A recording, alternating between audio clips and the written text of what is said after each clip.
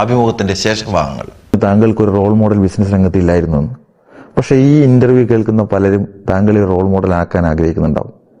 Business രംഗത്തേക്ക് കാലെടുത്ത് വെക്കുന്ന പുതിയ തലമുറയ്ക്ക് നൽകാനുള്ള വിജയമന്ത്രം എന്താണ്? Main commitment. അതാണ് മെയിൻ. നമ്മൾ ഇപ്പം ഒരു എന്ത് കാര്യത്തിനുമായാലും ഇപ്പം ഒരാളെ 8 മണിക്ക് കാണാമെന്ന് പറഞ്ഞാൽ 8 മണിക്ക് നമ്മൾ ആ സ്ഥലത്തുണ്ടായിരിക്കണം. കാരണം മെയിൻ ആദ്യ മീറ്റിങ്ങിൽ പറയുന്ന കാര്യങ്ങൾ നടന്നിരിക്കണം. 99.9 അല്ലാത്തായിരുന്നു കമ്മിറ്റ് ചെയ്യാൻ പാടില്ല. കമ്മിറ്റ്മെന്റാണ് ജീവിതത്തിലെ ഏറ്റവും വലിയ ബിസിനസിന്റെ ഏറ്റവും വലിയ വിജയം. കമ്മിറ്റ്മെന്റ് ഉണ്ടോ നിങ്ങൾ നന്നായിരിക്കും, ഒരു കുഴപ്പമുണ്ടാവില്ല.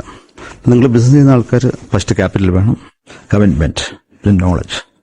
തുടർന്ന് നിങ്ങൾക്ക് ബിസിനസ് പോകാം. ആരെയും പറ്റിക്കാൻ വേണ്ടി ഒരിക്കലും ശ്രമിക്കരുത്. അതാണ് എനിക്ക് പറയാനുള്ളത്. ലോകത്തിലെ ഏറ്റവും വലിയ സാമ്പത്തിക മേഖലകൾ ഒന്നാണ് ഗൾഫ്. ഇതിന്റെ സ്ഥിരതയും അസ്ഥിരതയും ഒന്ന് ചുരുക്കി വിലയിരുത്താമോ? നമ്മൾ അടുത്ത 20 വർഷത്തേക്ക് ഒരു ബൂം പീരീഡാണ് ഗൾഫിൽ മൊത്തം. ഓയിലും ഗ്യാസും ബിസിനുള്ള ബിസിനസ്സാണ് ഇനി ഫ്യൂച്ചറിലുള്ളത്. അടുത്ത ഒരു 20 വർഷത്തേക്ക് മില്യൺസ് ഓഫ് ആൾക്കാർക്ക് തൊഴിൽ സാധ്യത ഉണ്ട്. ഇപ്പം സൗദിയിൽ ഇപ്പം 2 മില്യൺ ഇന്ത്യൻസാണ് ഉള്ളത്. അത് 3 മില്യൺ ഇന്ത്യൻസ് വിത്തിൻ 3 ഇയേഴ്സിനകത്ത് സാധ്യതയുണ്ട്. അതുപോലെ ഖത്തറും വലിയ ബൂം ടൈമാണ്. അവിടെയും ഏറ്റവും കൂടുതൽ തൊഴിൽ സാധ്യതയുണ്ട്. അതുപോലെ കുവൈറ്റും. അടുത്തൊരു 10 വർഷത്തിനകത്ത് ഒരു $200 to $300 ബില്യൺ ഡെവലപ്മെന്റാണ് അത് പ്ലാൻ ചെയ്തിരിക്കുന്നത്. ഓരോ ഗവൺമെന്റും. ഏറ്റവും കൂടുതൽ ബൂമുണ്ടാകുന്ന സൗദിയാണ്, അത് കഴിഞ്ഞ് ഖത്തർ, അത് കഴിഞ്ഞ് കുവൈറ്റ്.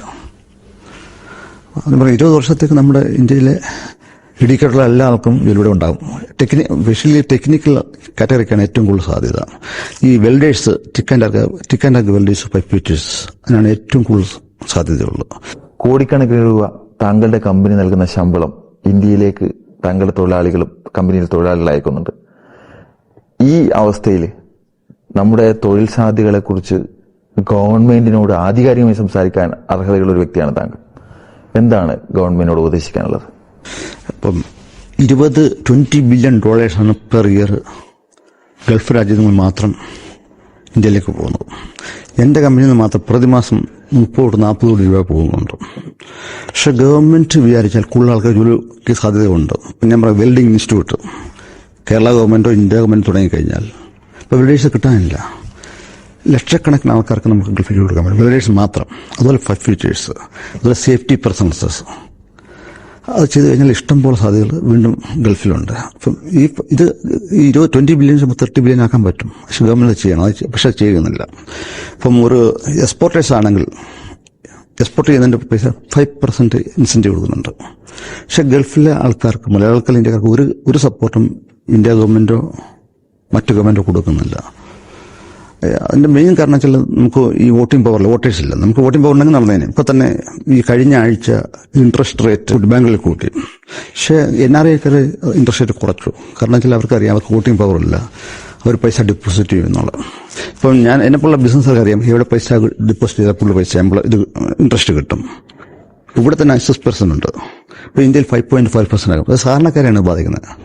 സാധാരണക്കാർ കുറച്ച് മിച്ചമുണ്ടായാൽ ബാങ്ക് ഇട്ടിട്ട് അതിന് ഇൻട്രസ്റ്റ് ഉണ്ട്, വീട്ടിലോ മക്കളുടെ പെങ്ങളുടെ കല്യാണത്തിനോ അതിനുവേണ്ടി ഇടുന്നത്.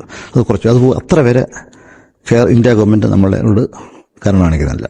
ടെക്നിക്കൽ ഇൻസ്റ്റിറ്റ്യൂട്ട് തൃശ്ശൂർ തുടങ്ങണം. ഇത് ടെക്നിക്കൽ ആൾക്കാരെ ഇപ്പം കാർപ്പൻറ്റർ ആയാലും മേസൺസ് ആയാലും വെൽഡേഴ്സ്, പൈപ്പ് ഫിറ്റേഴ്സ്, ഇതെല്ലാം ഇഷ്ടംപോലെ സാധനം. അതൊരു ഇൻസ്റ്റിറ്റ്യൂട്ട് തൃശ്ശൂർ തുടങ്ങിയാൽ അതൊരു അപ്പം അവർ മുഖാന്തരം അങ്ങനെ നല്ല ഇൻസ്റ്റിറ്റ്യൂട്ട് എടുക്കുമ്പോൾ നമ്മൾ അവർക്ക് എംപ്ലോയി ആകുമ്പോൾ നമ്മളിപ്പം ത്രൂ റിക്രൂട്ടിംഗ് ഏജൻസ് അല്ലെങ്കിൽ വൈറ്റ് പേപ്പർ അല്ലെങ്കിൽ ഇന്റർനെറ്റാണ്. ഇപ്പോൾ ഇന്ത്യ ഗവൺമെന്റ് നല്ല ആൾക്കാരെ സപ്ലൈ ചെയ്യുന്ന വെച്ചാൽ നമ്മൾ നേരിട്ട് അവിടെ പോകും. നമ്മൾ മാത്രമല്ല, ലോകത്തുള്ള എല്ലാ ആൾക്കാരും എവിടെ കിട്ടുന്നു അതനുസരിച്ച് പോകും. അപ്പോൾ ഇഷ്ടംപോലെ ആൾക്കാർക്ക് ജോലി സാധ്യതകൾ തീർച്ചയായും ഉണ്ടാകും. ഇതുണ്ടായി കഴിഞ്ഞാൽ നമുക്ക് റവന്യൂ നമ്മുടെ രാജ്യങ്ങൾ കൂടും. അതനുസരിച്ച് ഡെവലപ്മെന്റ്, പുതിയ ബിൽഡിങ്സ് ഉണ്ടാകും, പുതിയ ഫാക്ടറീസ് ഉണ്ടാകും, ആൾക്കാർ കൂടുതൽ ബൈങ് പവർ ഉണ്ടാകും. ബൈങ് പവർ ഉണ്ടാകുമ്പോൾ പുതിയ വ്യവസായങ്ങൾ ഇന്ത്യയിലുണ്ടാകും. പക്ഷെ അതിന് ചെയ്യണം തീർച്ചയായിട്ടും. പക്ഷെ അത് ചെയ്യാൻ നമ്മുടെ ഇന്ത്യ ഗവൺമെന്റോ നമ്മുടെ കേരള ഗവൺമെന്റോ ഒന്നും ചെയ്യുന്നില്ല. അതിന്റെ കാരണം എന്താണെന്ന് എനിക്ക് പറയാൻ പറ്റില്ല.